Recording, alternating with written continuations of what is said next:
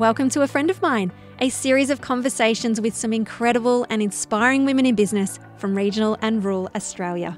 I'm Kimberly Finesse, your host and the founder and editor of Oak Magazine, and I cannot wait to introduce you to some amazing female entrepreneurs who will share with you their experience and knowledge of what it takes to start, grow and scale a successful business. So let me introduce you to A Friend of Mine.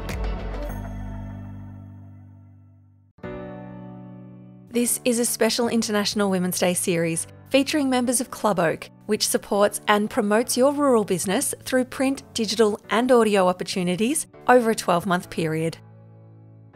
Founded by Gayle Wilson, Soul Care Bendigo is a place of community and empowerment, either through group sessions of personal development or private wellbeing consults. With a background in hairdressing, Gayle made a career change at the age of 42 to pursue her passion for supporting others. Gayle's approach is characterised by her humour, empathy and commitment to creating a safe space for people to heal and grow. In this episode, Gayle shares how she's been able to support and empower other women in her community through Soul Care Bendigo. Meet my friend, Gayle.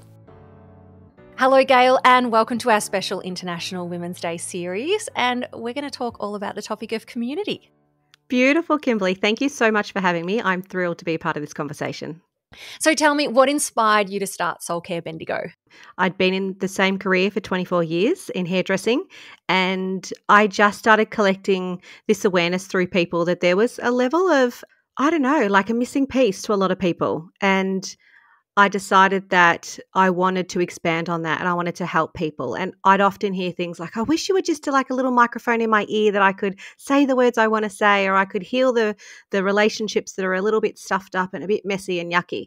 So I created Soul Care at 42. So I changed careers at 42 once all my kids were now at school. And I really just wanted to be a service of helping people feel better each day and give them some skills that when things get tough, they will survive it and they'll be okay. 42, it makes you stop and go, okay, it's never too late to follow a passion, to change careers.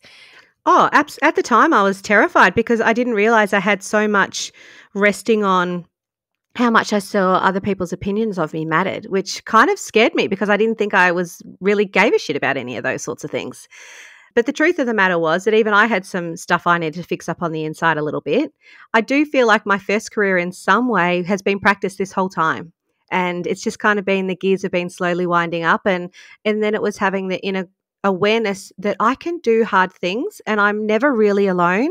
And if I call on and allow the parts of myself to unfold, to ask for resources, get in on someone's podcast, start a conversation and plant a seed, I will be okay. You will be okay.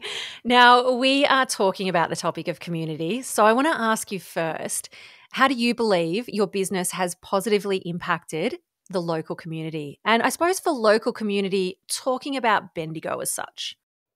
Yeah, so for Bendigo, there certainly is lots of wellbeing avenues already. There's different modalities, there's yoga schools. I think what's refreshing in you about Soul Care is the awareness that, okay, I live in my brain and sometimes my brain's my friend and sometimes it's not. So it's about helping people disconnect their brain from their heart, having the power to say what they need to say, but also in a way that's filled with grace, that they're not rocking the apple cart too much, but their pride in putting themselves first. And for women, putting ourselves first has never been a priority. And it's now a superpower that's coming forward. And it does not mean selfishness. It has got nothing to do with it. It's put the air flight mask on you first, and then you help other people survive. It's a big load to carry. And what I'm helping and what I'm seeing every month, every week in Soul Care is people walking in overwhelmed, stressed out, grief-stricken, change in life, and they just don't know where to go, who to turn.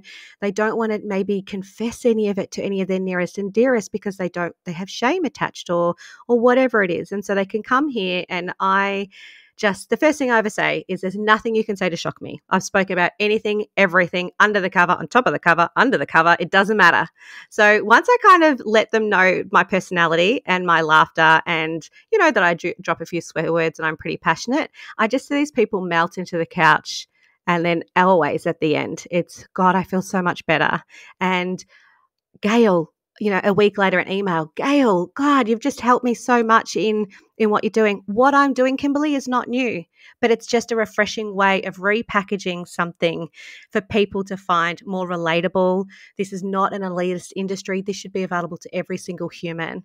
And whether you've got private health, whether you're Medicare, whether you're on a wait list, having a space where you can come and you can recover from adulting in a safe way that's got a bloody good sense of humour, you'll be okay. What are some specific ways that you've been able to support or empower other women in your community through Soul Care Bendigo? So through Soul Care, we're doing monthly workshops, which are basically, I'm kind of branding them as like the retreat where you don't have to leave your town.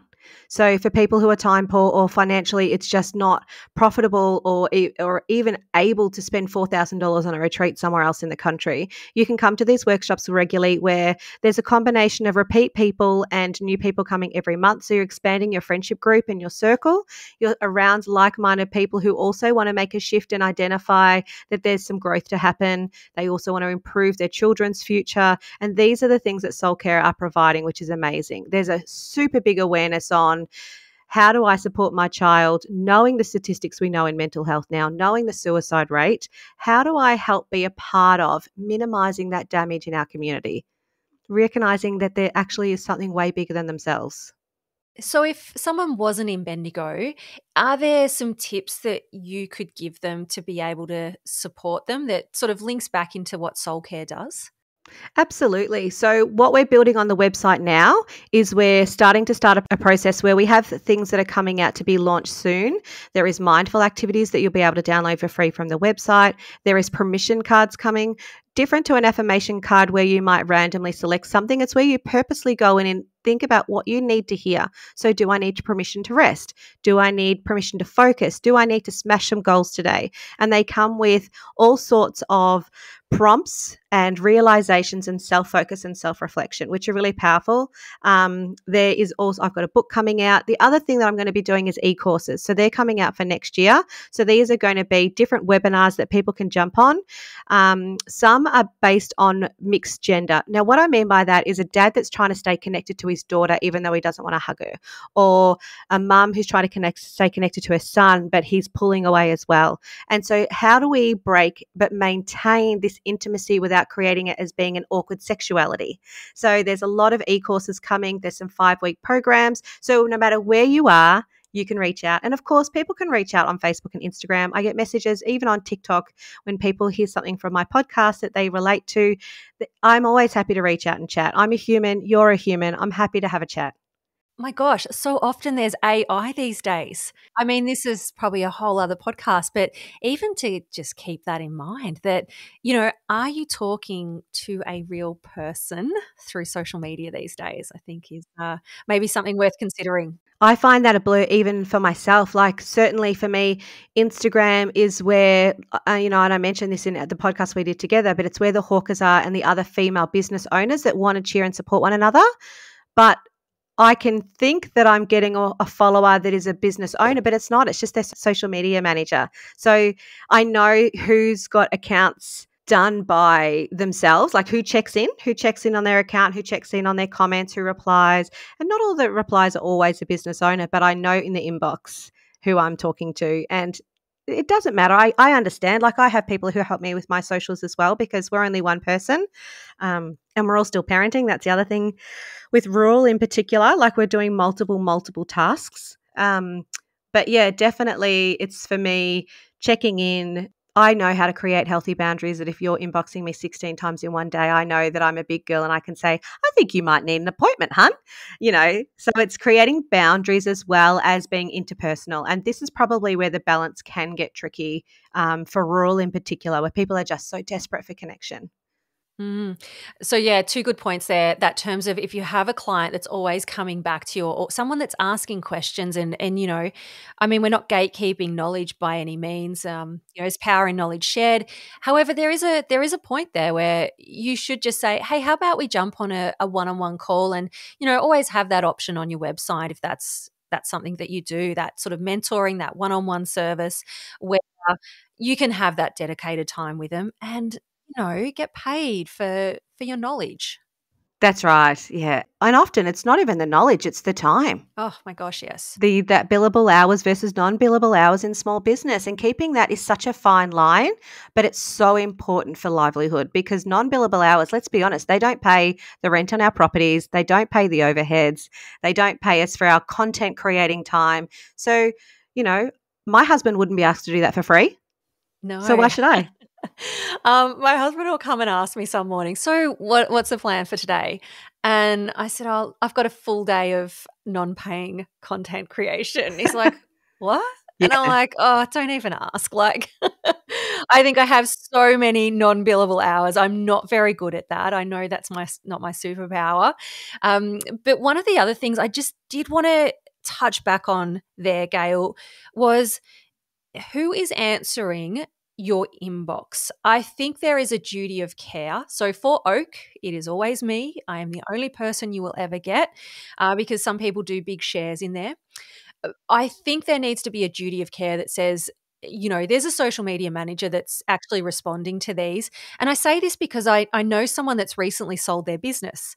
Now, the conversations we've had in those DMs, look, you won't say anything that you wouldn't say to someone's face, but still there's private conversations. I've had to work pretty hard to get that back.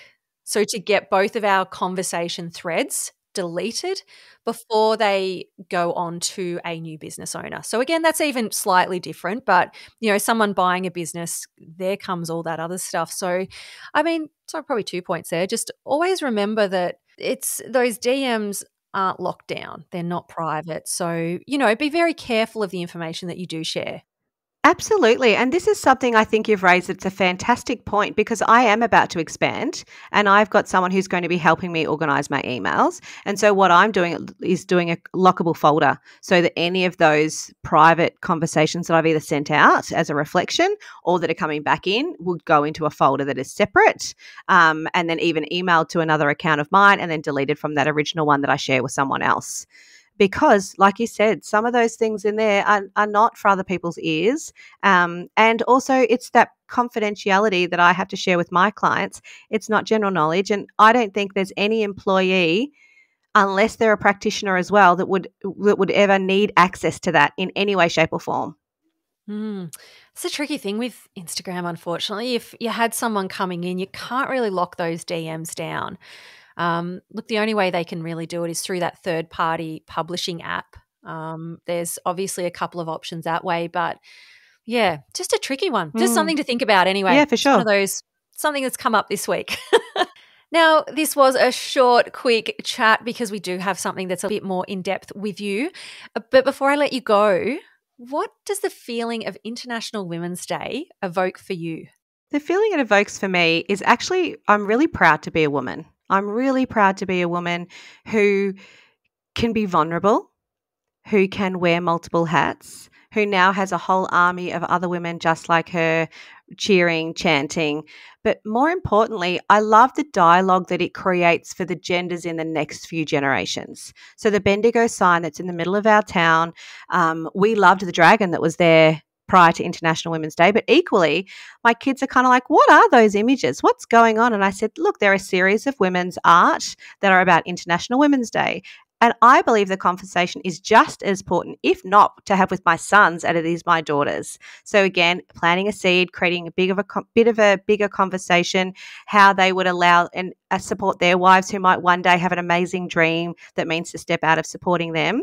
And it's to see the equals in carrying the mental load, the equals in going for their dreams and their goals, and helping our young girls shift through the crap that happens through adolescence to shine above, to realize we all have a purpose, honey, and one day you will find yours and you'll be free to actually bloody do it.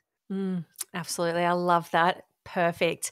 Well, I want to thank you so much for being on a Friend of Mine podcast, but just your general support of Oak and everyone sort of in our broader community, whether that's at a local level, being Bendigo, or, our Oak community, which is obviously Australia-wide. So thank you so much, Gayle. Well, thank you. I really love what you do. I love humans. I think we're here for a short time, so let's make sure it's a fun time. Now, before you take off with all that inspiration and knowledge, we'd love for you to leave a review on our podcast so that we can continue to amplify women's voices in the media. And if you have any questions, we'd like to celebrate a win, you can always connect with us on Facebook and Instagram at Oak Magazine AU. I'm so glad we've met and that now you know a friend of mine.